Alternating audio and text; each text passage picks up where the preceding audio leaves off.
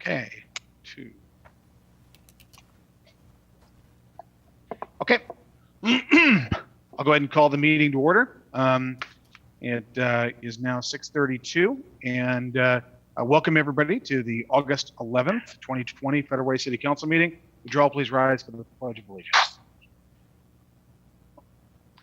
I pledge allegiance to the flag of the United States of America and to the republic for which it stands, one nation, under under God, indivisible, with liberty and justice for all.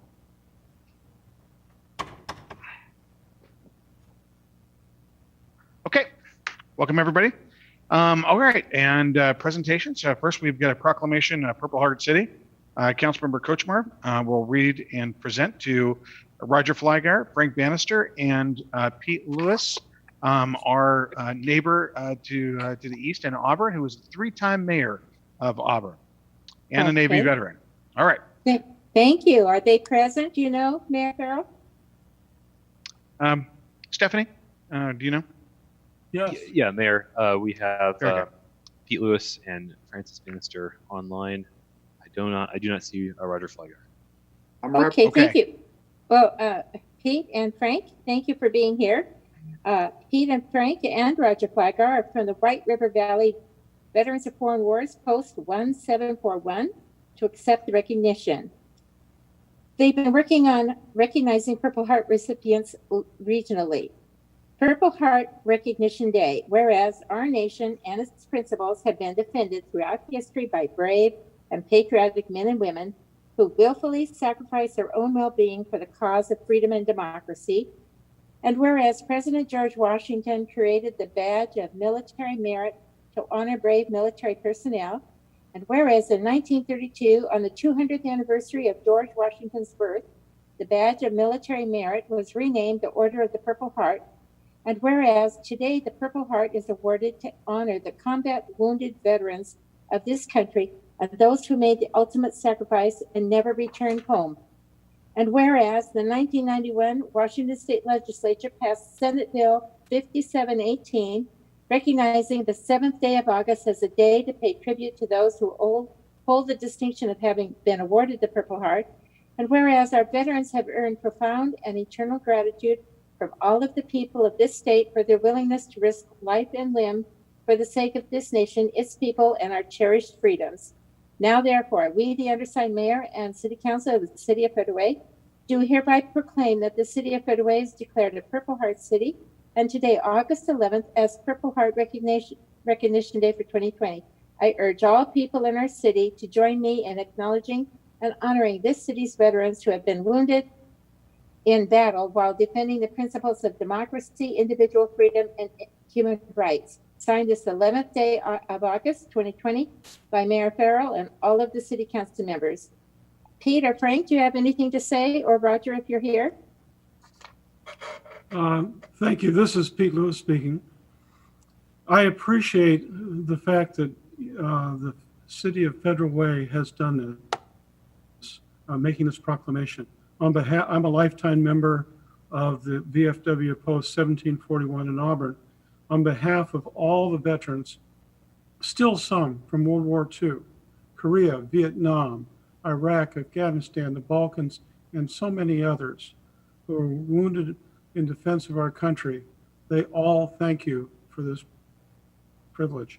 Our post commander, Roger Flygar, was not able to be here tonight. He was actually in an area where he could not make the phones work. Otherwise, he would have been here. But on his behalf, on behalf of all the VFWs, we wish to give you our great thanks and appreciation. Thank you very much. Thank you, Pete. Frank, did you have anything to say? No, just on behalf of the veterans of the White River Valley, I cannot improve on what former Mayor Pete Lewis did. We'd just like to thank you. Thank you. Thank you. My uncle was killed in World War II, and he received the Silver Star, and my own twin brother was injured in Vietnam. He eventually died of his injuries, and so I totally am with you. So thank you very much, Mayor Farrell. All right, thank you very much. Okay, And now we're on to the mayor's emerging issues and report. First, we'll have, as promised by Ade Arulo, our finance director. Ade? Yes. Stephanie, Thomas, I think I'm disabled from sharing my screen.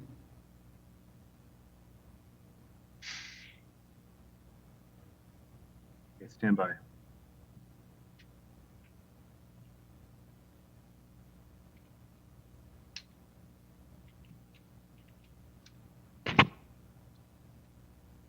Try it now, Ade.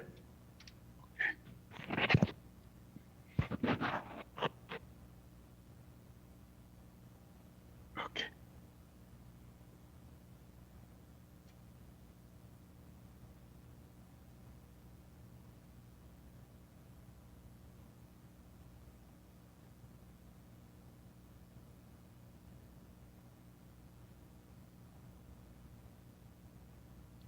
Uh-oh.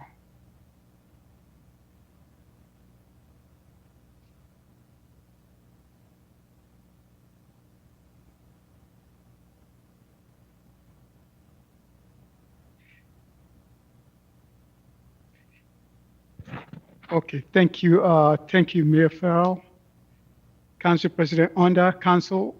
This is the update that we bring to you every month. And again, it's just about sales tax. We go over the sales tax, the property tax, the building permit, the traffic safety, and utility tax, Prop 1. Please keep in mind, all of these numbers have been updated with the budget amendment that Council passed last month. So where we were showing a revenue shortfall, we're showing we're doing okay.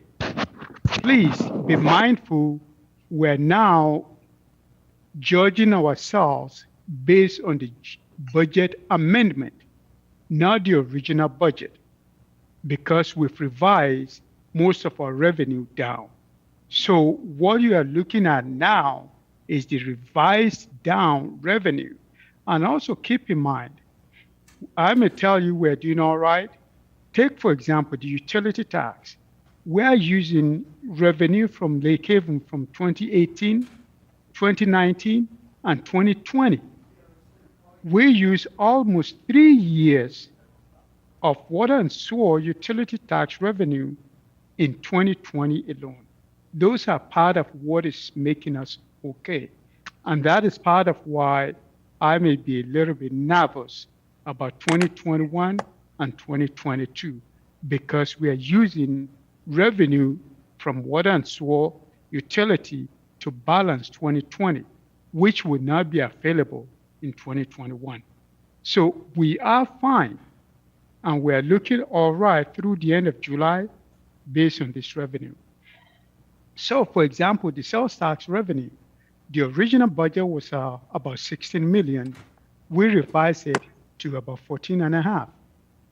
So year-to-date revenue now, as of the end of July, is 7.6, based on the revised budget of 7.52. So it looks like we're doing all right. But if you were to compare to our original budget, we've revised down our budget now. So the year-to-date last year was 7.4. So actually, we're doing a little bit better than last year. So the July budget was 1.33, and our actual revenue was 1.42 in July. So July is about 7% higher than the budget. Reduction from the original budget is about 1.5, which is from 16 million to about 14.5 million. So sales tax, part of why I will be, I'm nervous about next year, sales tax account for 36% of general fund, and general fund is growing. So when sales tax revenue is affected, I get worried. And of course, Mayor said that's why I make the big money.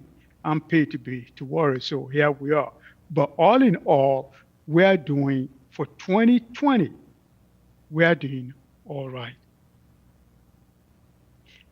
The property tax, That remained the same. In the budget amendment for last month, we did not amend the property tax because the property tax will only affect our cash flow. If people owe this money, either now or later, they will pay it.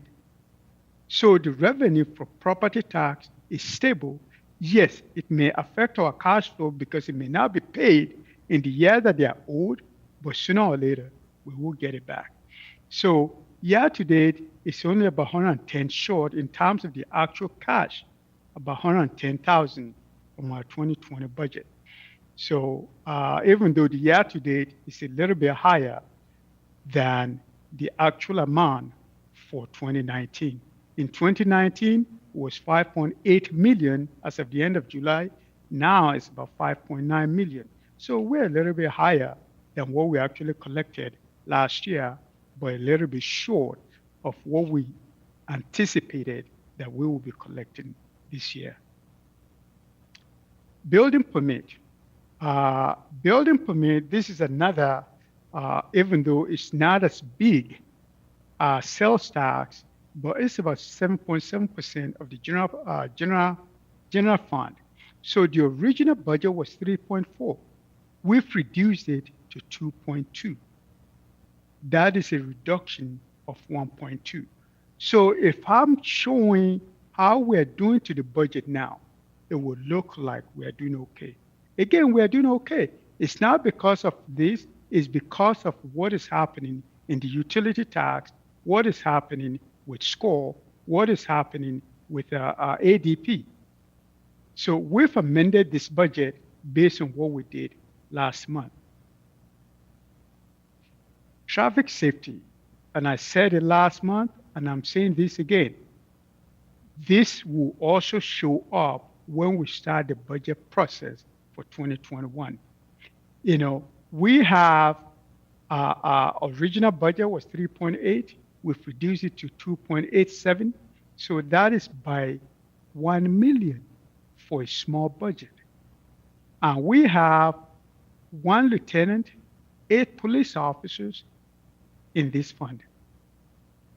And because people are not driving, if this kind of revenue reduction persists next year, these positions will be impacted. The only way that we will be able to survive this is move money from general fund to support this fund. But general fund itself is having problem of its own. The budget that was approved for 2020 in this traffic safety, and I pointed that out then, and I'm pointing it out again. Most likely, we will not meet the required minimum reserve fund balance at the end of the year. If we do not meet this minimum this year, that means next year when this year when we're putting the budget for 2021 together, I will have to come up with a plan to be able to bring that reserve up within 3 years. That is what your policy says. So traffic safety is truly a red budget because people are not driving. It is possible before the end of the year, this may open up, but based on what is happening now, you have more people actually, some companies that are opting out, allowing more of their employees to work from home even when we're out of pandemic. So, but the red light, as of the end of this year, we're not planning on meeting the required fund balance. And when we're putting the budget for 2021 budget together, this will be a real major issue because we will not be able to generate enough revenue to fund the positions and the services that we pay for out of this fund. This is the bright one. The utility tax, this is why the general fund is doing well. Again, because we're using the revenue from 2018, from 2019, and the current 2020. That is what we've pumped into the utility tax. The original budget for these was 9.16. we increased it to 11.16. That is almost 3 years budget that we're spending in 2020. That is part of why we're doing well in 2020. This kind of money will not be available in 2021. So we increased, as I said, we've amended the budget. So this is an amended budget to reflect that revenue coming through. And this is part of what is lifting the city, part of what we're doing better than pretty much all of the other city, plus the score ADP. The same thing is happening with our Prop 1, because again, the revenue from water and soil utility tax from 2018, 2019, and 2020 for Prop 1 are also included in here. So we've amended the budget in this from 2.74 to 3.14. And this is again part of how the general fund and the city is doing well in 2020. Distributing this almost 3-year budget of 2018, 2019 revenue and 2020 will not be available in 2021. Yes, the score will still be there and the ADP may still be there, but these, accumulated revenue that we're getting in lump sum will not be there. Just to, again, reemphasize, we've adjusted budget to reflect the new reality as of now, which includes amending the budget for utility tax, the sales tax, and Prop 1. I think those are the things that are making us look good. Traffic safety may now meet required fund balance at the end of the year, which will put pressure on us when we're doing 2021 and 2022 budget. Utility tax on water and soil is reflected on the utility tax and Prop 1. The city's financial condition is still much better than most, and it's because of the utility tax, the score, and the ADP, and the business makeup. Our sales tax revenue is not as bad as all the other communities, because when the mall was closed, our major sales tax provider, Home Depot, Lowe's, Safeway, all of those, Walmart, were open. Where a city like Tequila depends on the mall. So those are part of what makes us look good. Home Depot, people are doing remodeling. When the true unemployment settles in, those businesses also may not do as well. And I'll be glad to answer any of your questions. Okay. Council, are there any questions of Aday? All right. Thank you, Aday. All right. Now, let's go into the rest of my report. We had a recent community events. We had the public forum, the first ever public forum with the African American Black community. That was on July 29th. It was a great opportunity to listen to members of our community, and it was open to the entire community, but it was obviously that was the focus. And we had a good meeting, and I think moving forward, we're looking forward to having these quarterly meetings. That's something that we that I have committed to, and it's something that I think is going to be a great opportunity for us to come together as a community moving forward and really listen and respond as best we can and be a stronger community by listening to our fellow citizens and really adapting to and listening to the issues as they're coming up these days. So stay tuned. The next African American Black Community Quarterly Forum will be in October. Okay. Additionally, we had the 64th Annual Salmon Bake at Steel Lake Park on July 24th. Went just absolutely fantastic. The salmon was great. The huge crowd there, and in regard to not crowd per se, but the social distancing was observed, and it was a drive-through through the park, and it just went off seamlessly. And I'm sure we're going to hear from other council members regarding that event. But once again, it was a great event. It was great that that we didn't let COVID cancel this. We were able to get that done, and it's one of the great events in Federal Way in our community. So upcoming events, we've got the drive-in movie night at the PAC. That's this Saturday, August 15th. Toy Story 4. I joked last time, the saga continues. Just kidding.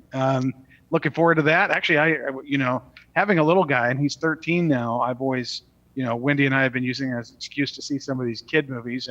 And so it's been, we didn't get to see the fourth one. So it's going to be a lot of fun. And when you show, it's going to be at the PAC, and starts about 8:40, 8:45, right when it gets dark or starts to get dark. And when you roll up, there'll be directions on where you sit, so, safe social distancing.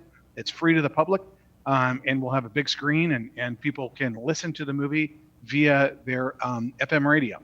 And there'll be a special station for that. So, and then we're going to have another one in September 12th, and that's Aladdin, the Will Smith live action film. So that's really looking forward to that. That's a lot of fun.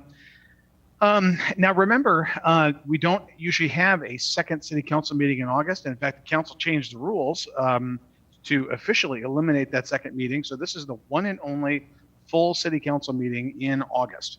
And so that is the next meeting, I believe, is on September 1st. Okay, and then let's see here. And the appointment process for council vacancy for position 5. As you know, our colleague Mark Kopeng has left the council and resigned his seat effective at the end of the month. We have 90 days to fill that seat, and just want to we are now accepting applications for council position number 5 vacancies. An applicant, and we're encouraging everybody that is interested to apply for this.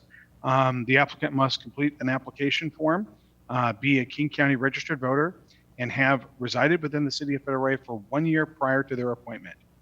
The term, as required by the appropriate statute, will be added to the November 2020 general election, 2021. So the person who gets appointed by the council will serve the rest of this year and until the vote is certified next year, the 21st, November of 2021.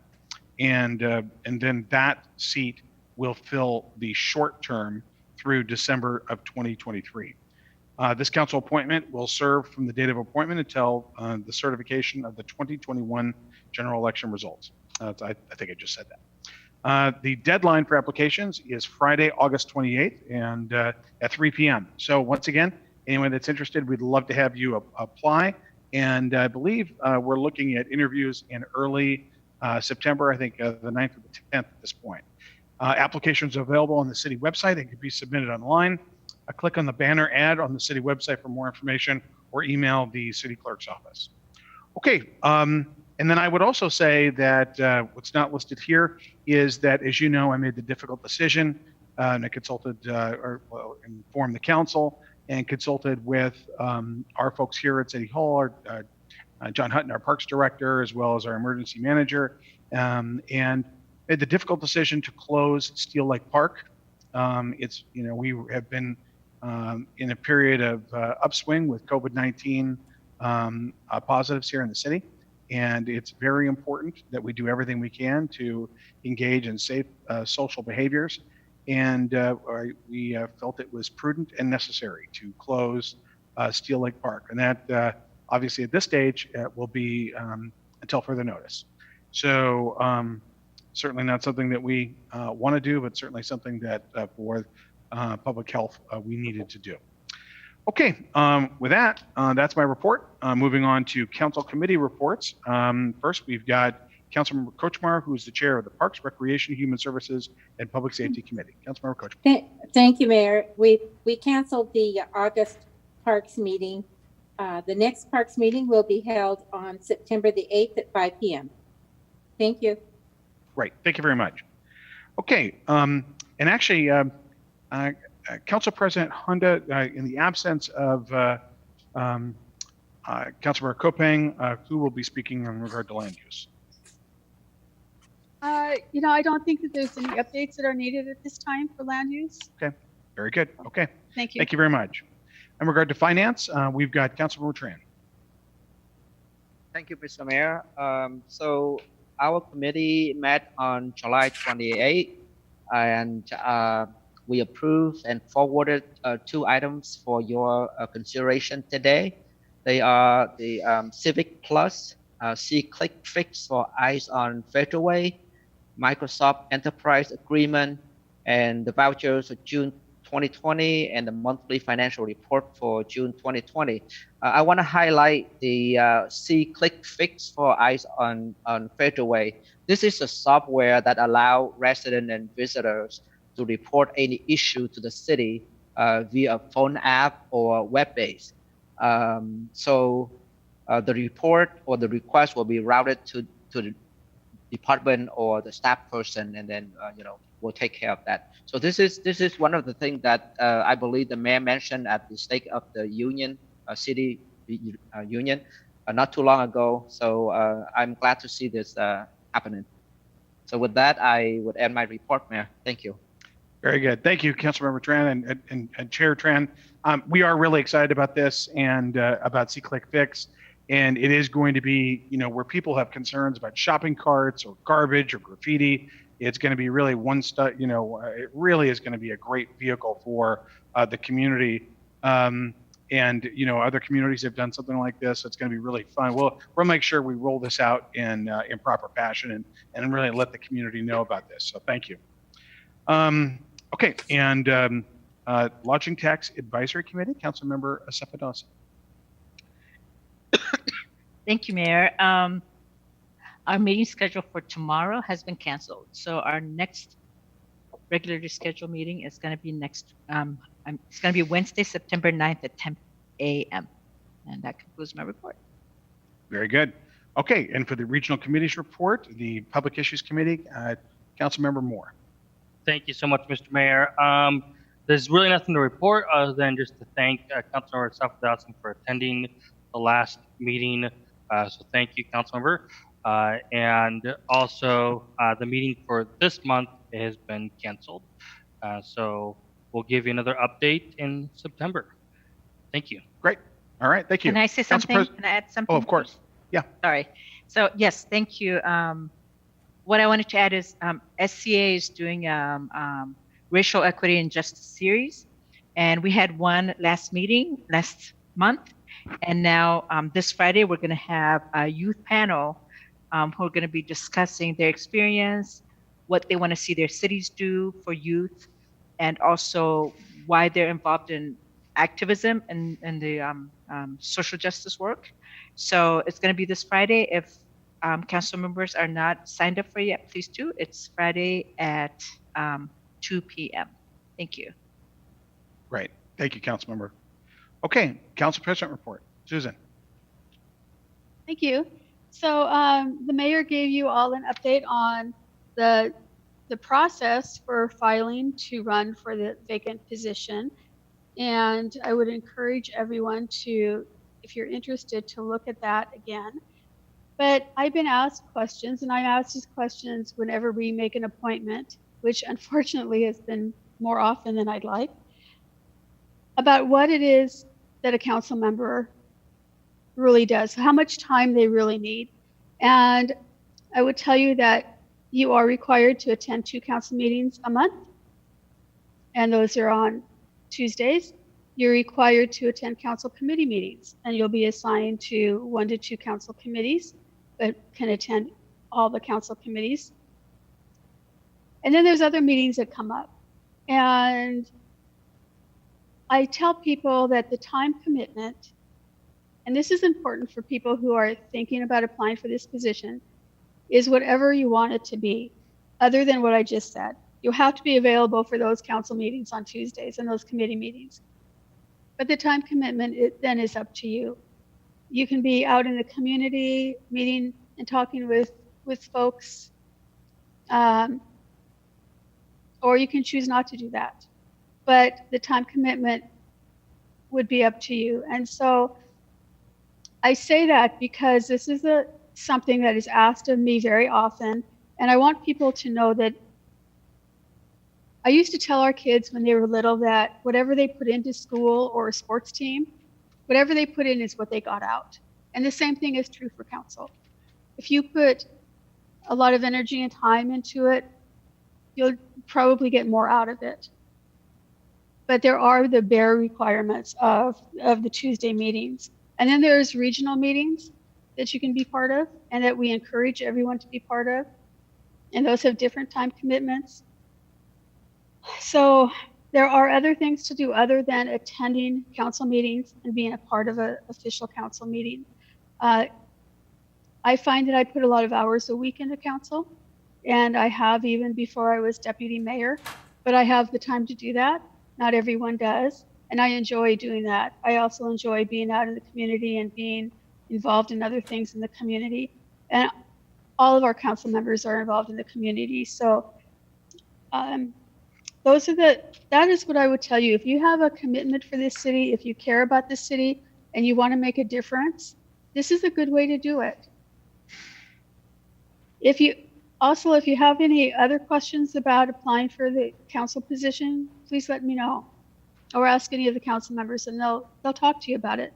We're looking for the most qualified person who can help us along, because it seems awfully weird. I count council people to make sure we're all here, and I'm missing somebody. So we want to get to 7. That's really important to have 7 council people here on the dais every meeting. I also wanted to say that the mayor did mention that council interviews will be September 9th or 10th or so. That date could be up in the air depending on how many applications we get. So the date isn't in cement yet. We will, as we get closer, we will know for sure how many hours we need to have the interviews and how that'll work out and what date that for sure that we'll do the interviews. So be flexible, because that's a big part of being a council member, is being flexible and being able to listen. So we hope you apply, and please ask questions. That we're here to answer your questions. So that's it. Thank you very much. Hear, hear. All right. Thank you, Council President. Okay. Now we're moving on to citizen comment, as I like to say, the most important part of the evening. Stephanie, do you have any citizen comment? Do you have any speakers ready to go? Yes, Mayor. We have 2 people, Jacqueline Doman and Allison Fine-Taylor, are both on the line. Very good.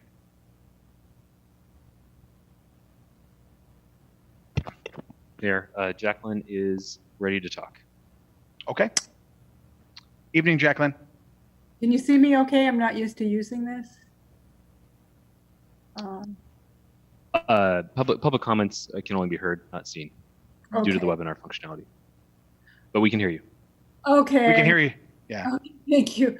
I'm actually here because of they were supposed to submit this, they're going to submit plans for the 200 for Southwest 296 and 14th Street slide.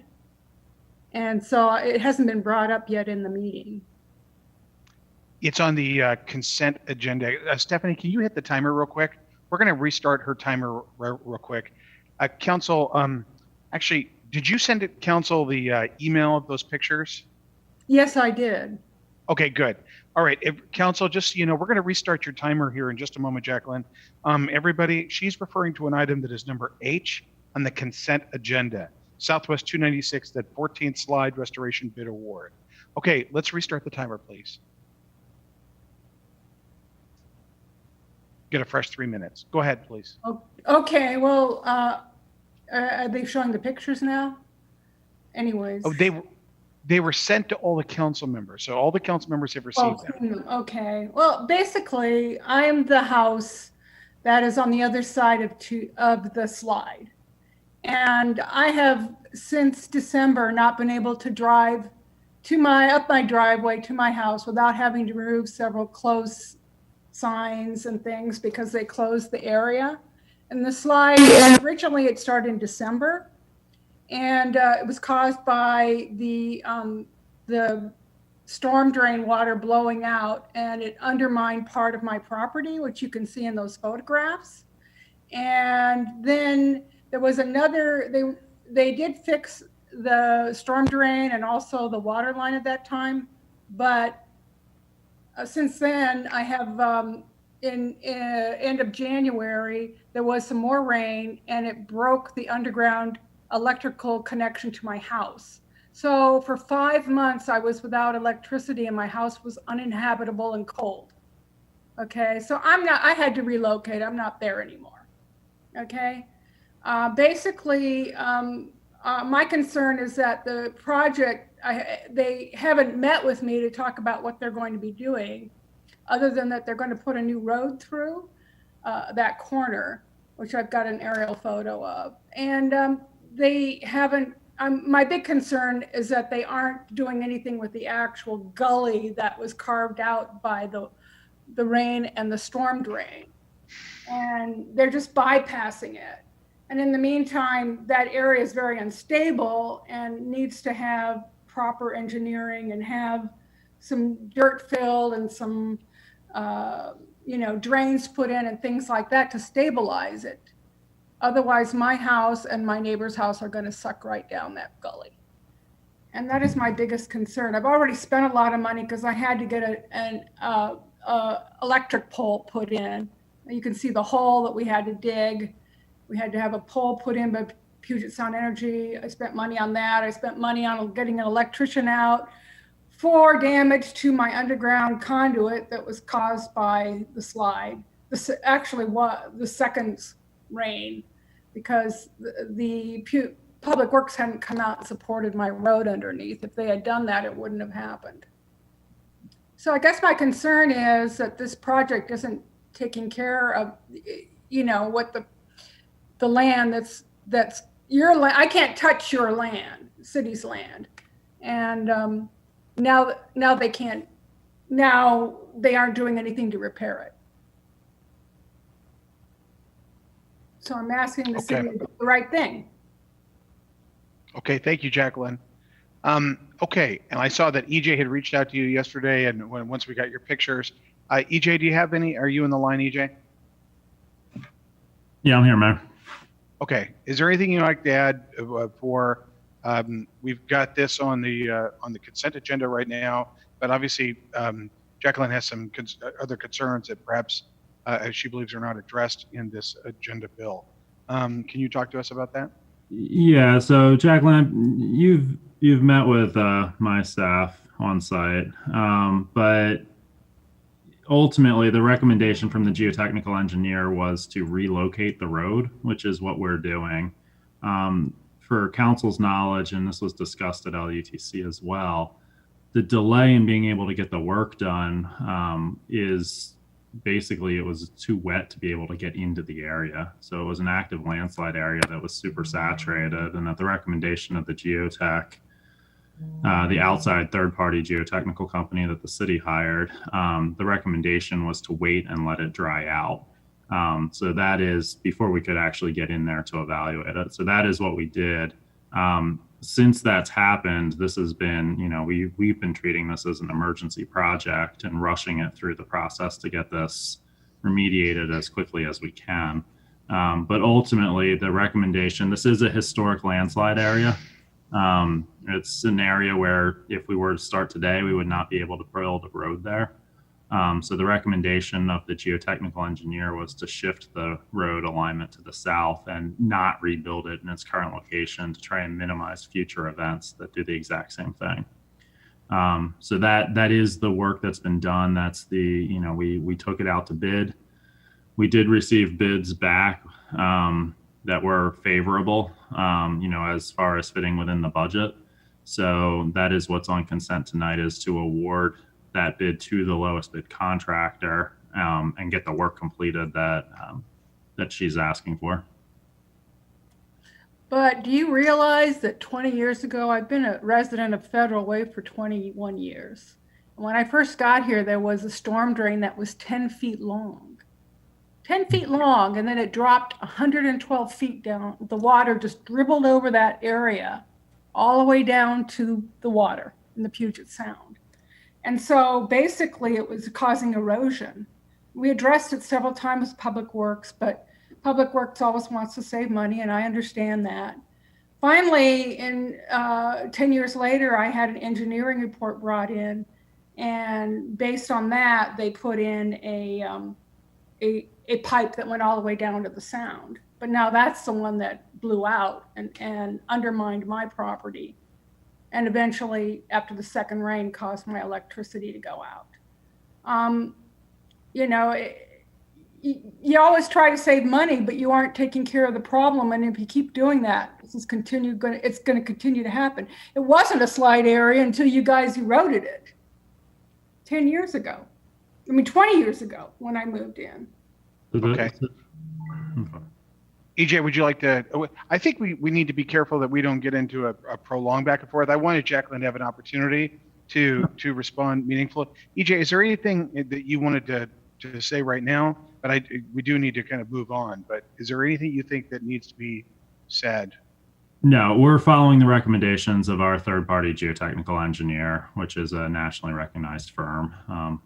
My professional recommendation is to follow the lead of the engineers that have done the site analysis and award this project so we can get moving on getting it restored. Okay. So Jacqueline, what could actually? We don't go in this back and forth thing, and we would get into an unhealthy dynamic during our council meetings. We appreciate you coming and speaking during public comment. We give everybody 3 minutes. EJ, the staff and the director are available. I'm available to respond to you, but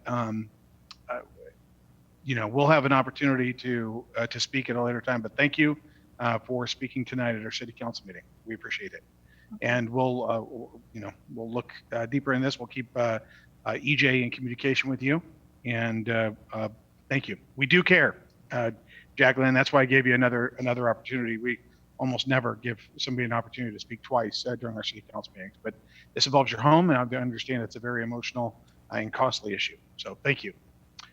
Okay, Allison, fine.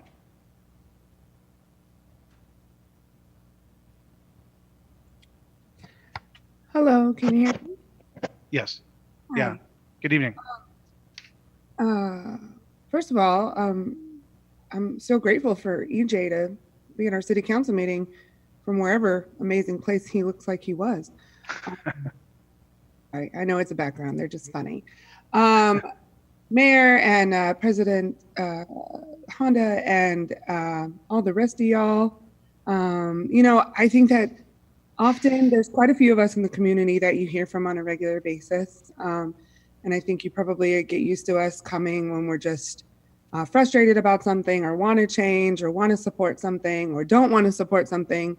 But I really just wanted to stop in tonight and just say thank you for all the hard work that you guys are doing with COVID. I know that this is a weird time for us all, but I think that, the efforts that you guys are making with that Black community meeting, although it was, it left some learning to do. The fact that you did it is huge. And I know, I've said that in other public arenas. And I think that I'm really excited that you will continue to have those discussions and further those discussions. I also want to say, I think that what you guys are doing, even just having the movie nights and trying to set some new norms for the community and say, well, we can't meet in Town Square Park, like we've done for the last few years, but we can do this. And I really appreciate it because I think that it's been really hard as a community, as humanity, to deal with COVID the way that we've been dealing with it. And so I just want to say I hope you guys are all taking care of yourself. I don't know where Lydia went on my screen. I hope she hears me. But I hope you are all taking good care of yourself and continuing to keep what's best in mind for Federal Way. And I really do appreciate the hard work that you guys do.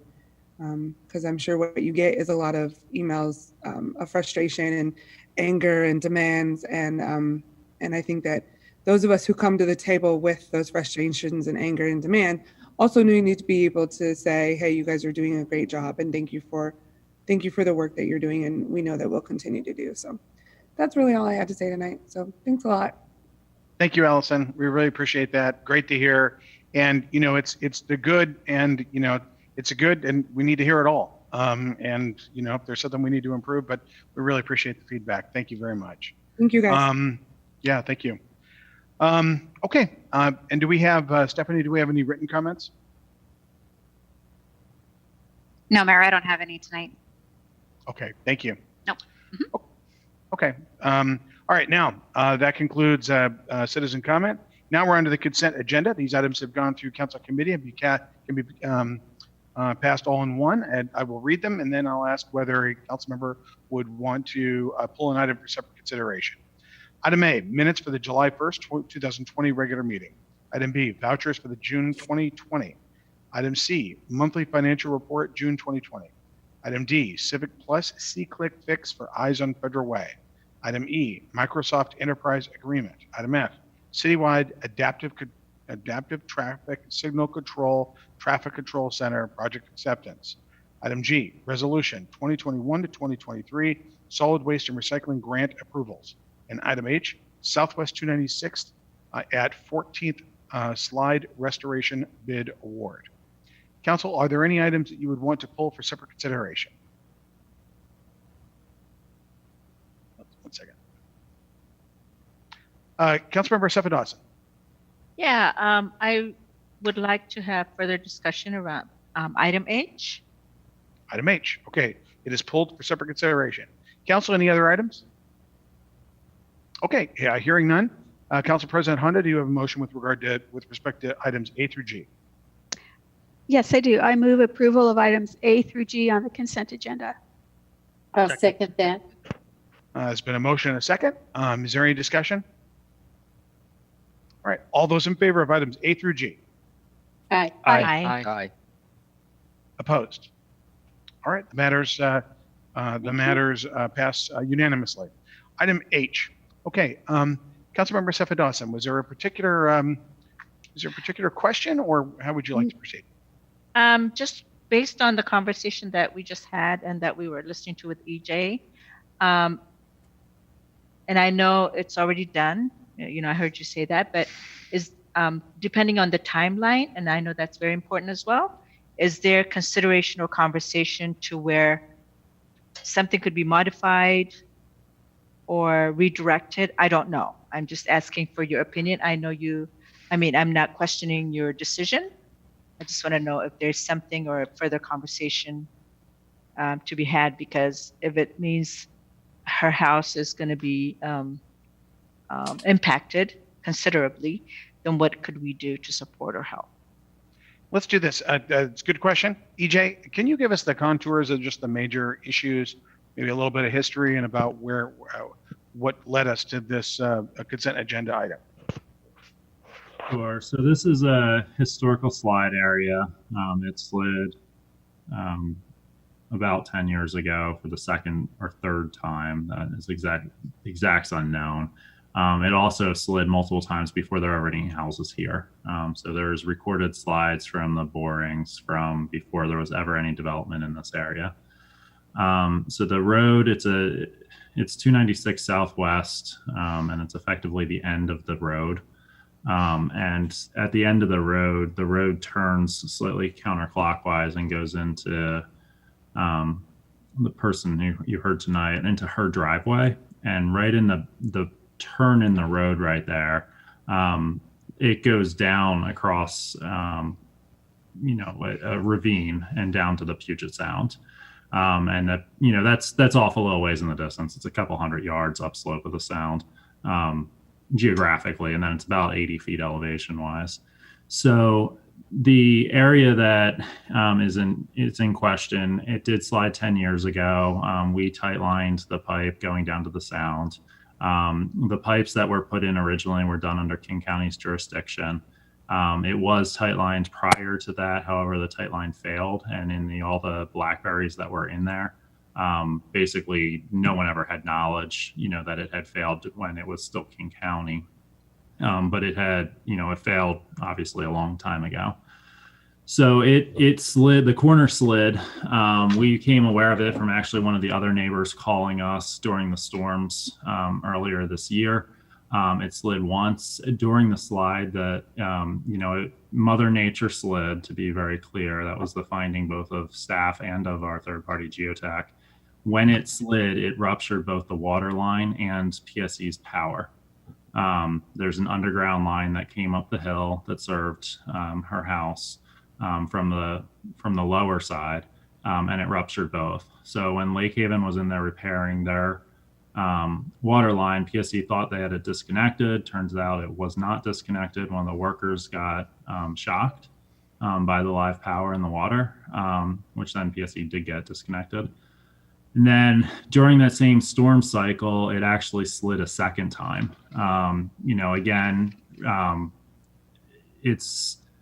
The jury's still out if the Lake Haven pipe was partially ruptured still, or if it was repaired. There's a ton of mud down there, and I don't think any of us are ever going to know that answer. But the water system was still contributing water into the slide area, and it slid a second time. And it did damage a portion of our road. We had a geotech come out immediately and look at it, and basically everything was too saturated to do anything, including bring in a machine just to do a boring to get a sample to be able to start a design. So, their recommendation was to close it, limit it to limited access, which you heard that's exactly what we did. And there's basically 3 residents that needed access beyond where we closed it. 2 residents, one on either side of the street, and then her off the end. And then as the weather dried out later in the spring, we were able to get our geotechnical engineer in and their equipment in, and they did do borings. We drilled through 3 historic slides, as well as the 2 I already referenced, and the one from 10 years ago. So it's a known geographic slide. We did find the scarp base, and basically our geotechnical engineer looked at options and determined that it's not feasible to key in and keep the road in the same location without doing a massive amount of sheet piling. And even with that, there was concerns of the long-term structural longevity of it. So their recommendation was to basically move the end of the road slightly to the south, and realign it within the right-of-way, and also acquire a sliver of right-of-way from the property to the east of the one that we're talking about, which we did, and then realign that roadway and get the roadway off of that scarp. We've also shared our findings and the geotechnical reports with Lake Haven Water and Sewer. They're in the process of rerouting the water main, so the water main will no longer go through there. We also shared it with PSE. PSE made the determination that given the slides and the findings that we were in there, they were not going to go put in another electric line in that same area. So they switched it to an aerial off of 296 Southwest, and basically extended the power lines down from the other side as opposed to continuing to bring them up the hill. So both of those agencies have done that work. Because we shared the report, just to be clear, we did not direct them to do that work. We just shared our findings with them. We did recommend to Lake Haven that they might want to consider this because, we effectively put them on notice that this area has slid multiple times. Our geotech is saying that the failed Lake Haven water is contributing to it. And they want to make sure that they're doing right by the community as well, and I applaud them for the stance they took on getting it mitigated. So with that all said and done, we brought the project to LUTC at 30 and 85%, with the plan to relocate the road in accordance with our geotechnical engineer's recommendation to minimize future impacts. Part of that is restoring the crown of the slope, but we are not spending $500,000 putting in sheet piling that is not structurally viable in a legacy approach to keep the road in its current configuration. So after going through LUTC, we put the project out to bid. We received bids. The lowest 3 all came back within the available budget. And the lowest bid, we did do all the reference checks and do everything we typically do with insurance and everything else, and determined that the low bid was the qualified bidder, and that they met all the bid requirements. So that recommendation went to LUTC. LUTC passed it on consent to the full council for approval to award the contract. And that's the 5-minute version of the last 6 months. Okay. Thank you. I do appreciate that timeline, and I just wanted to hear the fact that it is best to do to minimize other occurrences. And so, yeah, thank you so much. Yeah, I mean, ultimately, to be clear, this is an active landslide area. I mean, we are doing everything we can to mitigate this, but this is not you will never, we're not going to beat Mother Nature. So, I mean, just to be very clear, we are doing everything that was recommended to us and everything we can, but it does not inherently remove all risk. Okay. All right. Thank you. All right. So, Mayor? Yeah. Yes. Well, in insurance lingo, this would be considered an act of God to a certain extent, but I think that PSC, Lake Haven, and possibly the city would have had some insurance coverage for this type of incident. And that property owner should have been made whole. I'm not sure. So I'm just throwing that out there. I don't know what happened. Okay. Thank you. Council President, do you have a motion? I do, but I have a question first. Yeah.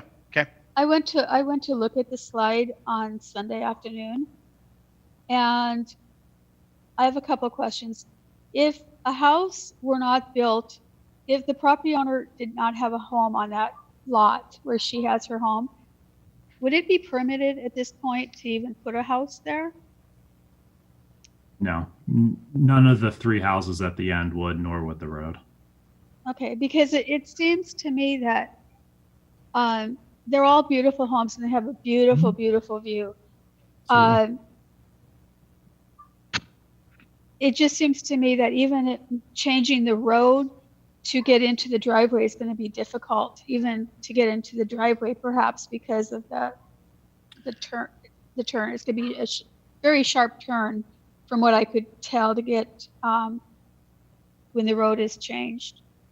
So we're kind of clipping the corner where the grass is, and we're taking down those 2 trees that are on the left-hand side as you're pulling into the driveway. So it will not be a sharp turn, but we are regrading back. That's why the right-of-way acquisition I was talking about.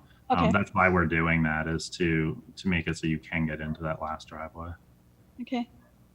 Well, and my other question is, were the power lines underground or were they above ground? The power lines were underground. They came up through the slide area from that, actually. Okay. If you went all the way to the end, that lower road that you can see down below, they actually came up through the slide area from down there. So what PSC did was they extended the service further from the east along Southwest 296, basically one more house. The rest of the neighborhood was served from up there previously. Well, that must have been really frightening for those homeowners when that was happening. So Yeah. I hope it can be fixed and that everyone is safe. So I do have a motion if everyone's done asking questions. So I move approval of item H on the consent agenda. Second. Okay. There's been a motion and a second. Is there any further discussion? Hearing none. All those in favor? Aye. Aye. Opposed? All right. Matter passed unanimously. All right. Now moving on to item 6A, Land Use Transportation Committee Chair appointment. Council President Honda. Well, I think I'm making the motion for the chair, for the appointment. Councilmember Honda, are you saying anything? You're on mute, Council President. You're muted, Susan. I just keep talking and no one's listening. No.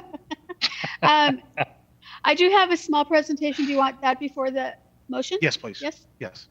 Okay, so with the Councilmember Kopang leaving and he was chair of the LUTC committee, it was a really difficult decision as to who to appoint to be chair. And I just want to make it clear that I don't make these appointments in a vacuum. I do as much studying as I can, and I talk to other people. I talked to several staff members, and it was at the end of all of that, and I knew that Councilmember Kopang was leaving before he told the rest of the council, so I had extra time to think about this and to work on this. At the end of the day, I felt it would be best served for the council and for the committee to ask and appoint Greg Baruso to be the chair of LUTC. The reason why is that he is a firefighter for 20 plus years, and firefighters know codes and they know zoning far better than anyone else. And I felt that because LUTC works so closely with codes and with zoning, that this would be a really good fit. So I would appreciate your support. Thank you. Okay. All right. Councilmember Kochmar. Well, thank you very much. Thank you, Council President Honda. I make a motion to ratify your council committee appointment of Councilmember Baruso as a member chair of the Land Use Transportation Committee through 2021. Second. All right. There's been a motion and a second. Is there any discussion? All those in favor? Aye. Aye. Aye. Opposed? All right. That matter passed unanimously. Congratulations, Greg. Congratulations. Congratulations. And thank you Can I for say your something? support. Yes, please. Actually, yes. Councilmember Baruso. Thank you. Thank you, Council President Honda, for that, and everyone. Just want to give you just a little bit, and I know that I had a discussion with her, a long discussion about this, and I am honored to serve in actually Mark's spot. But my background is not as a firefighter. Also, kind of entails a lot more than what I do. I have been a firefighter, not to correct you, President, but it's 34, almost 35 years now, and so it's okay. But in most of this, it's not just firefighting I've done. I've been in different divisions, which is fire prevention and training, things like that. Codes and zonings and things like that are pretty easy for me to take a look at. If I don't know anything, I'm going to look it up. When it comes to national electrical codes and coding requirements for buildings, stuff like that, I'm pretty good at that, I feel. So I appreciate the confidence in taking the chair, and I will do my best to fulfill the needs. Thank you. Thank you very much. And you look so young. I mean, I knew it was more than 20 years. I didn't know it was 34. So. That's okay. Thank you. All right. Thank you very much. We're well served. Okay. Thank you very, very much, everybody. Okay. Now, item B, the Edward Byrne Memorial Justice Assistance Grant, the JAG program for 2018. We'll have a staff presentation by Police Chief Wong. Good evening, Mayor Farrell, Council President Honda, members of the council. Tonight, the police department is seeking your approval to accept the Department of Justice Justice Assistance Grant, which is called JAG Grant. And JAG Grant is a primary provider of federal criminal justice funding for state and local jurisdictions. This is an annual grant that's available to state and local jurisdictions. And in 2018, fiscal year 2018, our department is eligible for $41,894. And with this award, we intend on purchasing the Safe City server, upgrading that, and the network infrastructure. So we've been working with IT on that. And we will also purchase mobile data computers, MDC, spare computers for our vehicles. The Seattle Police Department is the fiscal agent for King County. So they're the managers and they do the fiscal aspect of it. And there's a fee that they charge, 3.7% for being the fiscal agent. So what we're asking council tonight is your approval to accept this grant, and there's absolutely no strings attached, no match fundings. It is just an award to our department to spend for criminal justice purposes only. Okay. Any questions for the chief? Let's see here. Okay, Councilmember Kochmar. Thank you very much, Mayor. I move to accept the Edward Byrne Memorial Justice Assistance JAG Grant for 2018 and authorize the mayor to execute the necessary documents. Second. All right, it's been a motion and a second. Okay, Council President Hunt, I see your hand up. Okay, all right. That's not Any everyone other? who did. I see. Okay. All right. There's been a motion, a second. Is there any further discussion? All right. Seeing none. All those in favor? Aye. Aye. Aye. Opposed? All right. The matter passes unanimously. Thank you very much. All right. Item C, Regency Cleaners Amendment number 5, goods and services for police uniform and dry cleaning. Chief? Councilmember Brusso, if you've been doing firefighting for 35 years, you kind of revealed your age. I hope that when I'm your age, that I look as good as you do. Thank you, Chief. So the next item, the policy question for the council is, should the City of Federal Way Police Department extend the original 2014 Regency Cleaners Agreement with Amendment number 5 and amend the total compensation to December 31st, 2020. So with this goods and services agreement for police uniform and dry cleaning, we've had this contract since 2014. And basically, we've come to you just about every year requesting an extension to that agreement, so to an existing agreement. So we are in year 6 with this contract. We're coming to you for another extension to December 31st, 2020, and amending the total compensation for all the years, which would be about $85,000 through end of the year. So it is not $85,000 for just this amendment. It's for all the years. We're saying that's going to be our limit. So one of the things we are going to go out for bid into this year is what I've been told. Our civilian operations manager, she'll take the lead to go out for bid. I know council's asked before, this company is not within the city limits. Right now, dry cleaning business is not a very good business to be in.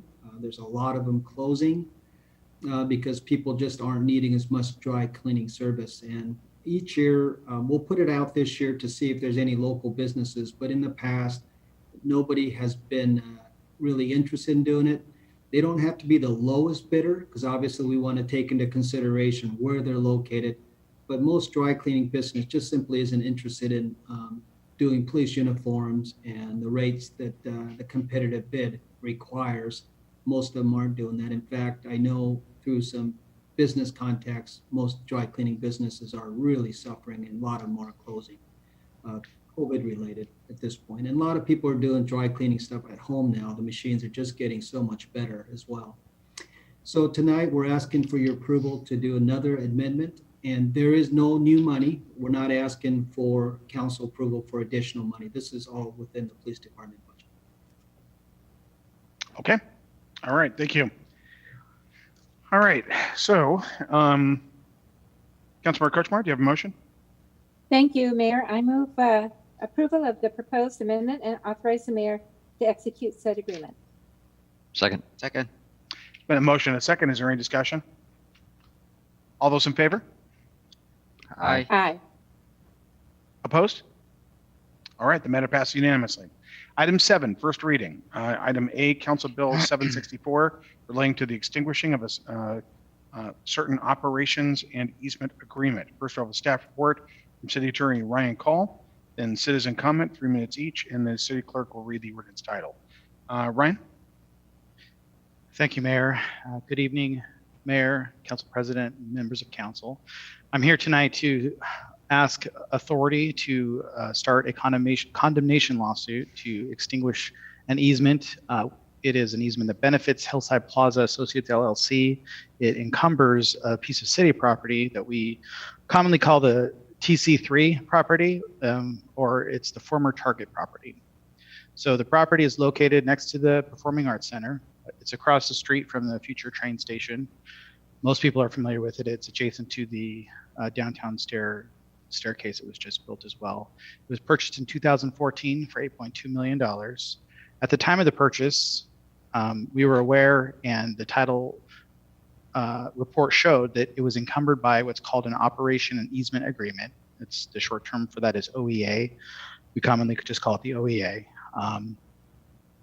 The OEA is basically it controls what you can do with the property. It's an agreement that was set up in 1986 when Target was going to open its doors, and it basically ties the property down to exclusively retail use. It sets the parking lot and use of the property for retail, and any change from that requires approval of the property to the north, which is Hillside.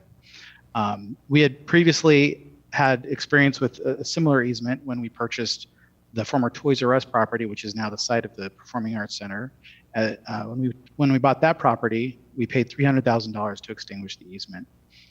Time was of the essence at the time of the transaction for the Target property. We were in competition with another buyer, and we purchased it at that time without clearing the easement, thinking we would clear it after purchase, somewhere in the range of what we paid for the last clearing. That is not what happened. And we'll talk a little bit about the negotiation that happened after the purchase to try to clear that. The current OEA, as I said, dictates the use that the property can be used for, and it's incompatible with most of the uses the city would want to put the property to. So the city needs the parking, and it needs we'd like to use the Target property for parking to support the PAC. The PAC is required to have more parking than you see when you go over there, according to zoning. And we are currently supplementing that parking in the interim with parking spots at Walmart and adjacent parking lots. Those are short-term solutions. They can't stay. We need a long-term solution for parking, and parking at the Target property is probably that solution. And we've also talked about building a parking structure someday over there, either on the PAC property or at the Target property. But in the interim, we'd like to use the Target property for parking to support the PAC. The city also currently uses the property for construction laydown. We've also found it very useful for other activities that require large open space near downtown. Historically, a lot of those things have happened at the mall, but it's nice to have another piece of property that is public that we can decide how we want to use for a large space. And right now, we would need permission from Hillside to do that. Also, given the property's close proximity to the new train station, it's becoming more and more, attractive as a site for future public use, such as, who knows, some city building or some other public facility. It's important to note that once a property is condemned, if we use the condemnation powers of the city to extinguish this easement, we must use the property for a public purpose. As I said, we've been negotiating for a long time trying to clear this easement. Our 2018 appraisal of the easement said that it was worth somewhere around $330,000. Hillside countered with an appraisal that they had done that said it was worth $4.3 million. We believe that number is very inflated, and it's not reasonable. But as you can see, we're kind of at an impasse when it comes to numbers, and we've been trying for a long time to get closer, and it just doesn't seem to be going anywhere. If council approves the ordinance tonight that will authorize condemnation, we will continue as part of the condemnation process to negotiate with Hillside Plaza LLC. Often in condemnation proceedings, they end with a settlement, but there's always the chance that it would go to trial, and then the court or a jury would decide the fair market value of the easement, which we believe is somewhere in the range of $330,000. So the action proposed tonight is an ordinance. This is how condemnations are authorized. The ordinance sets out the public necessity. The city council would formally find that there's a public necessity to extinguish the easement. It authorizes staff to initiate the condemnation lawsuit. We'll continue to use the condemnation counsel we've used for lots of jobs, and we've been using to negotiate on this particular project. It's Miller, Nash, Graham, and Dunn. And the cost for the condemnation was already included in the 2020 budget adjustment. And if we don't finish this transaction in 2020, we would seek to include that same money in the next biennial budget. Does council have any questions? Council? Okay, seeing no questions. Stephanie, do we have any citizen comment on this? No, Mayor, we don't have anyone signed up for citizen comment. Okay. Would the city clerk please read the ordinance title?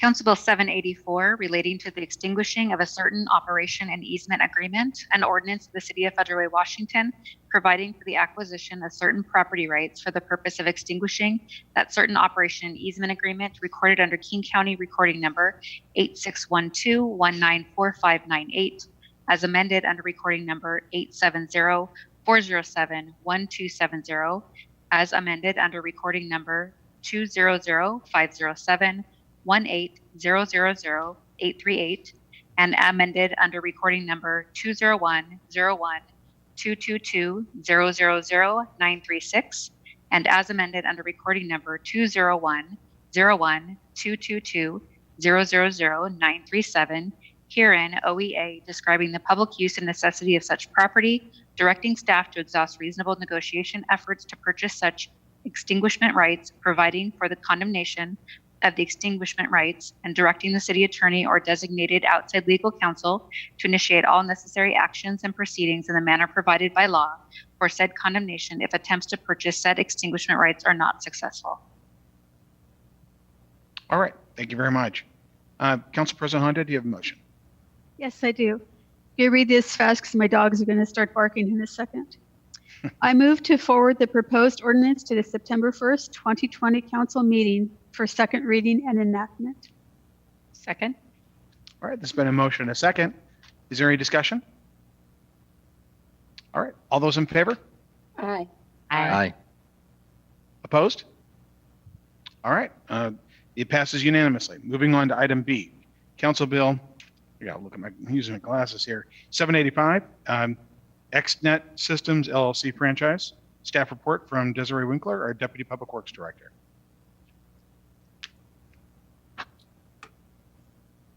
That's a cool background. Yeah. Good evening, Mayor. Working on my sharing of screen. Good evening, Mayor, Council President, members of Council. I am here to present first reading of the XNet Systems LLC franchise ordinance. Policy question: should the city grant XNet Systems LLC franchise to install, operate, maintain, and repair a telecommunications network consisting of small wireless and wireline facilities in, across, over, along, under, through, and below the City of Federal Way? Some background information. XNet has requested a franchise. They posted the application. We posted that on the city's website. It's for a 10-year term. There's a franchise bond that is required to be posted of $50,000. The work that they do is guaranteed through performance and maintenance bonds, and the insurance is consistent with city standards. So as a reminder about what small wireless is, because of the demand of a wireless everywhere, and everybody's got multiple devices I'm sure they're carrying that need it, that the broadband just needs more capacity. And to be competitive, we must keep up with the technology. And we're looking at the implementation of 5G networks. And basically you need to densify the system. So they're proposed, and how they do this is they install small cell facilities. And as you can see on here, they're shown as being installed on top of streetlights. And they're much closer together than like the macro towers. So maybe every 500, 700 feet. And then they transmit to the macro towers and or the fiber that would be placed generally underground. This is what one would look like on a street light, the antenna being at the top, equipment boxes as needed with some sort of concealment strategy. Sometimes they're placed in the base, in a wider base as well. And then again, the fiber optic cable that it ties into underground. The financial impacts of this franchise is that we did receive a $5,000 deposit for the franchise development, covers the administrative fees for staff and outside counsel. If they choose to enter into a master license, if they would like to lease city property such as a streetlight, right now, by law, there's a maximum fee of $270 per year that we could collect per location. They would also have to get small cell permits and apply for those and pay for those, and right-of-way permits for installation.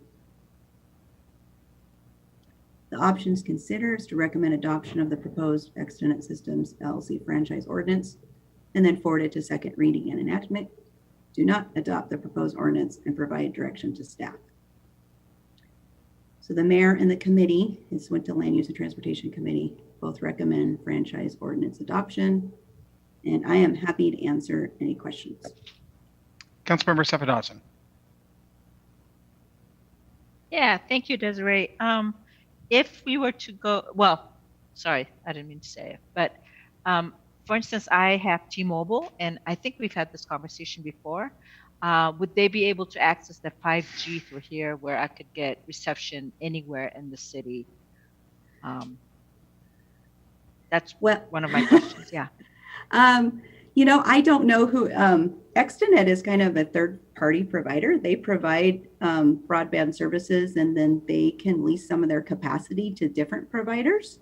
And then before, we also have already approved, I think like in March and April, a franchise with AT&T New Singular Wireless, as well as with Verizon. So I'm not sure where T-Mobile stands in all of that. I'm not making any recommendations for what provider you should have. So I wish you the best of luck on that. Okay. Thank you. And then my other questions with the concealer, like if we were going to have a banner, would they be willing to pay for that, for maintaining that, or would that be our responsibility if we want to go that route? We haven't worked that out exactly yet. That's something that on a kind of case-by-case basis we would use. Not the current design that we have proposed for our streetlight replacement does not actually have any equipment boxes that are up on the pole. We've proposed them to be down in the base. So it wouldn't necessarily have any boxes that would need to be concealed. So, but certainly if that comes up, that's something we can look at.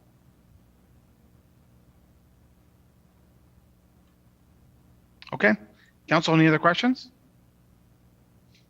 All right. Thank you. Do we have any citizen comment? No, Mayor, I don't have anyone signed up. All right. Would the city clerk please read the ordinance title? Council Bill 785, Extenet Systems LLC franchise, an ordinance of the City of Federal Way, Washington, granting Extenet Systems LLC, its affiliates, successors, and assigns a non-exclusive franchise to occupy the rights of way of the City of Federal Way, Washington within the specified franchise area for the purposes of constructing, maintaining, operating, replacing, and repairing a telecommunications network in, across, over, along, under, through, and below the City of Federal Way. Okay. Councilmember Kochmar, excuse me, Councilmember Baruso, our new LUTC chair. Do you have a motion? Yes, Mayor, thank you. I move to forward proposed ordinance to the September 1st, 2020 council meeting for a second reading and enact. Okay. I'll second that. All right. There's been a motion and a second. Is there any discussion? All right. All those in favor? Aye. Aye. Aye. Opposed? All right. Matter passes unanimously.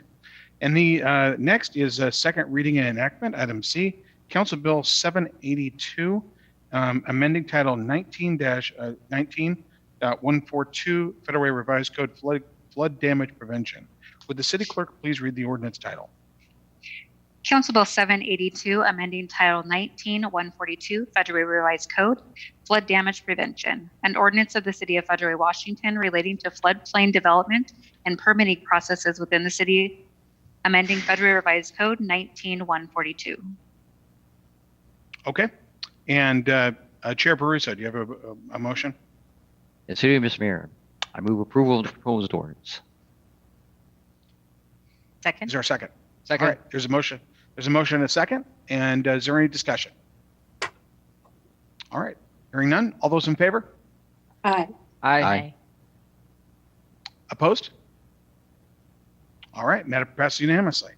Item D, Council Bill 783 relating to the vacation of rights of way. Would the city clerk please read the ordinance title?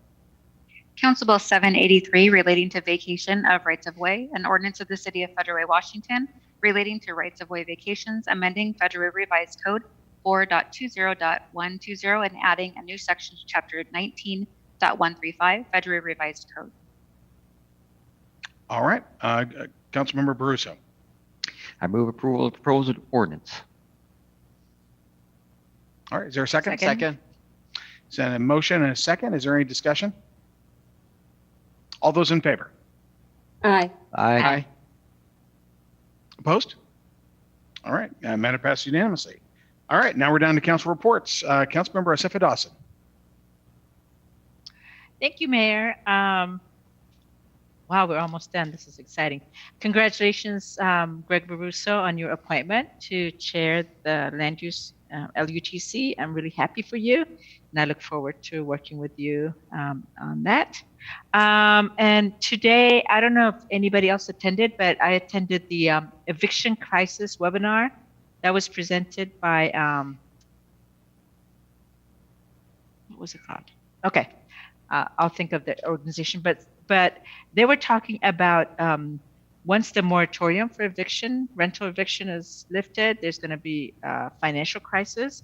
And actually, the numbers they gave were that there are more than 40% of renter households that are at risk of eviction once it's lifted nationwide. And then nearly a third of them did not pay rent between April, June, and July. And then an estimated 11 million evictions will be within the next 4 months, totaling $21.5 billion.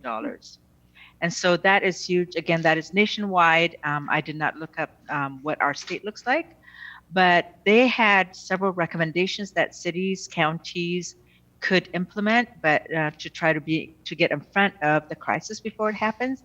And so I would like to forward this to Sarah and look at it, Sarah and Tim both, I'm sure, and see what our city could take from this recommendation or from this webinar, from their presentation, and see how we could get in front of it before it becomes a huge problematic issue. And one of the recommendations they had was to work with our local nonprofits, United Way, faith-based organizations, and different organizations, so they can all come together, be on the same page in addressing this, because the city can't bear it alone. But also we need to have a plan in place for those who can potentially face eviction. And especially a lot of them would be, if they become homeless, it's their first time also to experience homelessness. So just thinking about that as it happens, or if it would be great. So with that, I think I conclude my report. Thank you so much. Great. Thank you, Councilmember Acevedos. And that is something that we're definitely concerned about. It's certainly something we're working on. I know that we've got, when we're speaking of nonprofits, our work service center, we've got CDBG money that is, as you know, that it's going toward that. And we are pumping that federal money through there, which are pass-through funds. But we also have CARES Act money that I discussed at the last meeting.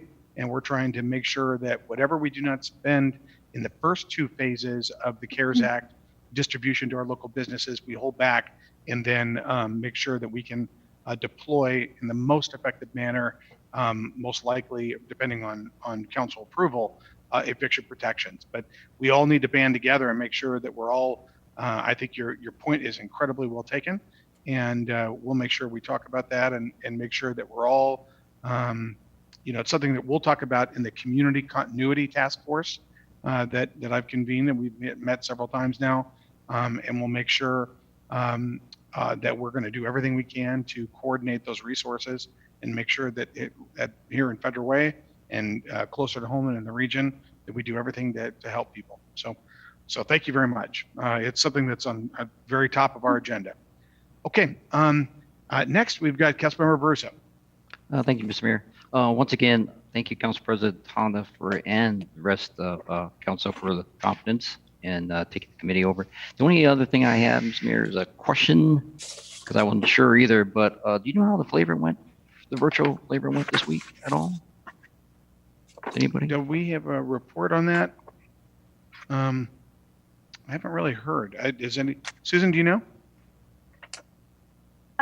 I don't know, but I think that would be a good thing to report on in September because that was a unique way to do that. And I give a lot of congratulations to the Diversity Commission for coming up with that and for staff for helping them out. So maybe we could get a report in September.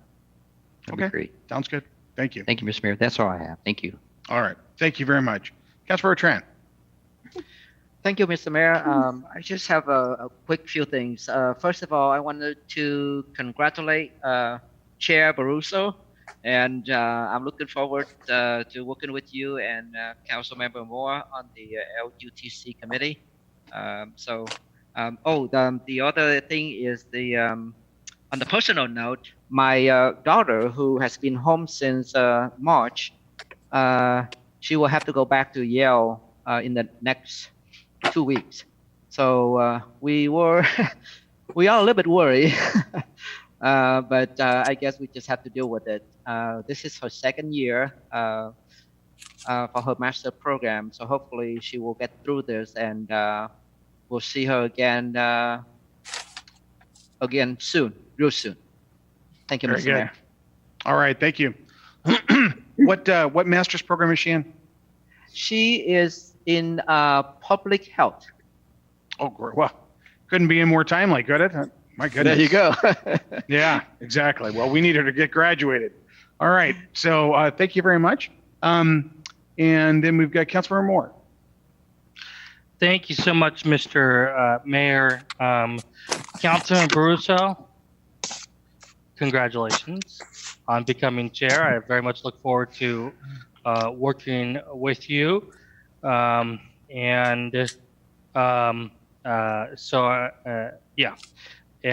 thrilled about that. So, a couple weeks ago, Mr. Mayor, you hosted the African American community meetings. I applaud you for that. A number of council members advocated for that, including myself. And of course, as you indicated, Mr. Mayor, that brilliant idea came from School Board Director Lakeisha Phillips. So it's always good when ideas are in the air and we take those ideas and we make them into action. And so I applaud you for that. I know it was not an easy meeting.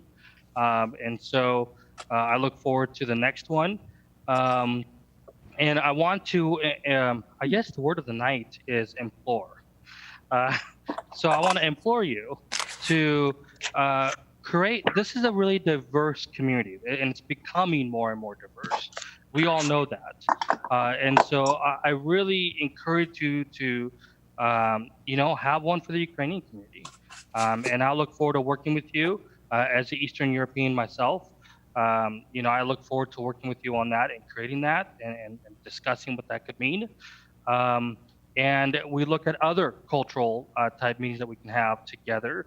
I think it's really important. And of course, I expect you to have a neighborhood connection virtual meetings for everybody, but we have such a niche community full of richness and our diversity that I think there is room to have meetings for, per diverse type of groups, and of course have a meeting for everybody.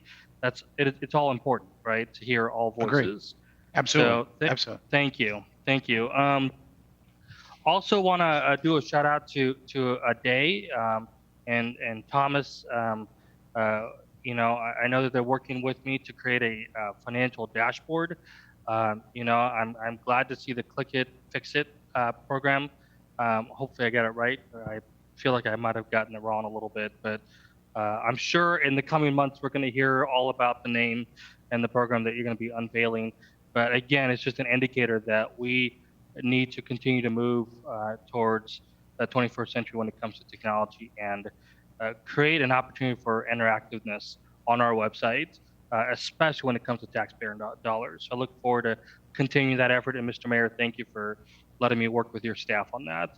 Of course. And thank you. And then an idea that I kind of connected with Council President Honda on is, obviously with Councilmember Safa Dawson's extremely valid concerns, there is a lot of need for that CARES Act. And it's going to be stretched in every different directions. And one of those directions that I would, again, implore us to, think about and strategize is, and I think Council President Honda mentioned this at one point, but, as our kids prepare to go to school virtually, there's a deep concern that not all kids will have access to the tools that they need. And so the question becomes is what role can the city play in that effort? So are we talking with our school district? And I'm sure we are. And can we connect with Comcast? Can we connect with CenturyLink? And I know Ideas and Tim are looking at answering my question, but could some CARE Act fund be used for such effort in terms of maybe looking at a few different apartment complexes and funding internet? For example, Burien is doing that, and I'm looking forward to getting in touch with them to see how that's working and how they've made it happen. So it's worth a research, and it's one little thing that we can do to really help our kids get connected to ensuring that this is going to be a unique year, but we want to ensure that our kids have good education in the upcoming year. I mean, this is historical, complete historical. Right. And what role can we play to really help ease that and meet Absolutely. the needs of our kids? So we've already utilized. Thank you. We've already utilized Channel 21. Yes. I'll have Bill reach out to you, and we'll talk about that. But we'll reach out to Dr. Pfeiffer and Dr. Campbell, and then Dr. Pfeiffer about ways that we can continue to partner. And I, as the father of a soon-to-be eighth grader, I know that connectivity is all important. Yeah. So I'm sure they have plans in place, but we're going to do everything we can to help. Exactly. What can we do to enhance that and meet other areas that they're just not able to meet? So You bet. Thank you for that, Okay. Mr. Mayor, and I'll end my report. Very good. Thank you very much. Councilmember Kochmar. Thank you, Mayor. No report, really. Just want to remind people that we're having a shredding event at City Hall tomorrow.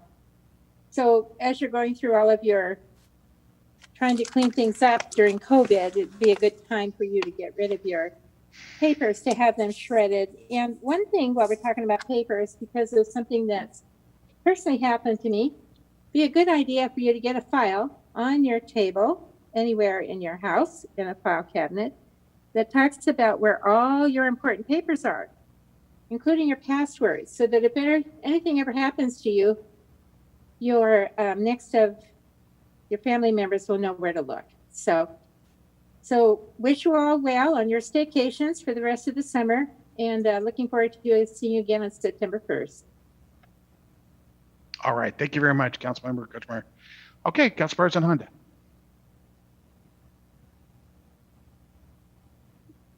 Thank you. Well, it's been a good meeting tonight. First of all, before I forget, I want to thank Thomas, Stephanie, and Jerry Lynn. We had our first executive council meeting tonight since COVID started, and it required us to go from one meeting to another on Zoom. And they set it up so well that we did it, and we were successful because staff made us successful. So thank you, staff, for doing that. You did an awesome job. You made it easy for us. And I'm sure it wasn't an easy thing to do, so thank you. So I've been busy. Last week, I attended a skateboard meeting. There are 3 transportation meetings in King County for different sections of King County. And for the last few months, we've been all combined into one meeting. Adam Smith has talked to us, Sound Transit has talked to us. And we had another one last week. And it's really, truly interesting to hear the transportation and mobility issues going on in one part of King County, because it truly does affect all of King County. What we're going through and what they're going through in North King County is pretty much the same transportation-wise. So it is really interesting, and you get to see so many people from all over the county. Today I attended the King County domestic violence meeting on Zoom, of course, and I have a question for our mayor, because he was so involved in this before he became our mayor. There was a speaker from one of the organizations that answer 911 calls for unincorporated King County, and she said that they allow for text messaging for 911 calls. Do we do that? Yeah. Yes. Okay. It's a new system. Yes. Yeah. There's, as you know, and most people, if they haven't had that situation, sometimes they're just not in a position to make a phone call due to their safety. And so, yes, that's a new offering. Chief, you want to talk about that at all? Chief, can you talk about that?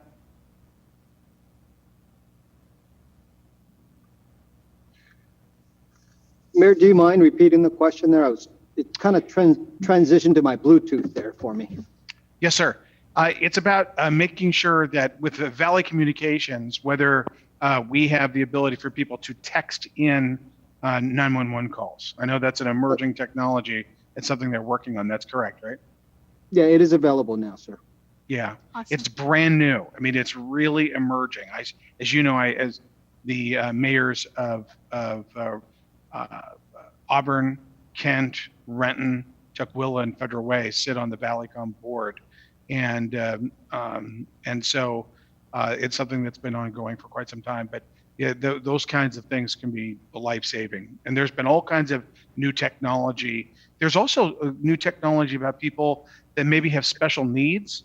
Maybe somebody who's got a learning disability, or maybe somebody at a particular address who has a history of autism, or is on the spectrum, or just certain things like that, where they have a history for the particular address, to where when officers are on their way, they're alerted to those kinds of things. But yeah, there are many times in which 911 operators are very adept at understanding and taking in silence. If they get a 911 call and it's silent on the other end, oftentimes they know exactly what that means, that there's been a 911 call in which the caller can't speak. And, we've got a first responder here. Greg, do you want to talk about this at all? Sorry, Mr. Mayor, I was trying to get off mute there. Okay. Is that opposed to the calls itself, or the 911 calls, or the? Just, you probably do. Are you still in a position where you respond to aid calls? Mm-hmm. Yes, we do. Life safety. So Right. What about the fire service and I know the Valleycom is taking them. You're with Port of Seattle Fire. What's your experience? Well, we haven't got to the texting yet. There's a lot of things involved with a lot of that, because all the radio, they've been trying to take care of the PSR and stuff, the radio things, number one, take care of that. A lot of dispatch centers are still trying to get up to speed, because they've been trying to do it in different phases. And so until they get to that point where everyone's on the same page in the county and elsewhere in the other counties, we can get to that point. But yeah, it's pretty tough. I don't know how they're going to, if they go to Texas, how they verify that kind of thing. Right. We may go into a lot of false calls and things like that, or we get there and there's nobody there. So to try to verify that, how would you do that? That's the biggest thing. If we can't find the reporting party, dispatch usually has to make that phone call. And so it also slows other people down too from quote unquote, a real response, correct? I can tell you, Council President and Council, that you would be so proud and so impressed with Valley Communications and the facility they have on 272nd in Kent, up on the hill there. It is really, it's for Federal Way, they've got a dedicated, sometimes 1 or 2 person and sometimes up to 3 that are handling all the calls, and they know where all our cars are. And then also, obviously, they've got a fire component to that as well. So they just do a phenomenal job, and it is really a lifeline, especially in domestic violence calls where time is of the essence. So I'm really glad they were able to do that. We've Laura Lee or Laura Euland is our executive director and is the executive director, and she does a great job. Well, it was really interesting to listen to, and I'd like to get the information out to our community that it's available, because sometimes, especially in a domestic violence situation, you cannot make a phone call Right. because you don't want anyone to hear you. But to be able to do it by texting, I want to get that information out to our citizens that it's available. Okay. So Let's. Yeah, that's great. Oh, go ahead, Susan. so if we can put it on, the city's webpage, and we can get it on our council Facebook page, just so that people know that there's another way to call and get help when they need it. Okay. I'll talk to Bill and Tyler. We'll get that done. Okay, awesome. I've also been attending a lot of COVID and budget webinars. In the beginning of this whole crisis, there was a webinar or 2 every day on COVID. Well, they're ramping up again because it's becoming budget season. So you could spend all day listening to webinars on this kind of stuff. And a lot of them are being replayed. So Jerry Lynn's really good about posting when these come up to be replayed, and you can listen at your own convenience. Most of them are really interesting and something that we can all learn from. The Chamber of Commerce did their first Zoom luncheon last week, and several of you were there. Sound Transit was there talking about what's going on in Federal Way and system-wide, so that was great. I do understand that they will be doing regular Chamber Zoom meetings in the future, and that's a great way for us to keep in touch with our businesses. And the Salmon Bake, I would like to thank you all for those that came and participated, and for the mayor for coming and helping us out. We initially capped it at 500 dinners, and then we chose to go to 600. We didn't know what we were going to expect. In fact, we didn't expect much at all. We didn't think that there would be as much of a turnout as there was. The Key Club from Federal Way High School came and made a few $100s for one of their water projects to provide clean water to one of the countries in Africa. And it was awesome. We didn't have the backups that we thought. It just went so smooth. Amy and John Hatcher, again, provided an excellent meal. And it truly is the best Kiwanis Club in the entire world. It was the first time that we were together as a group since March. And everything went well. It was also the first permit that King County Public Health gave out for a temporary event this summer. And they wanted to see if it could be done. And it was not just done well, but it was done extremely well and safe. I was the health officer, and we took people's temperatures, and they signed off that they weren't experiencing symptoms. They masked up and wore gloves and stayed as much as they could 6 feet away from each other. I'd also like to thank the park staff at Steel Lake. They were extremely helpful. Yeah. And we couldn't have done it without them. So thank you all. And I would conclude with, please wear a mask. We need to get out of this pandemic. We need to keep people healthy. And like it or not, it is what is being recommended. So please wear a mask. If you need a mask, call City Hall. We can get you a mask. I will personally deliver it to you if you can't find one.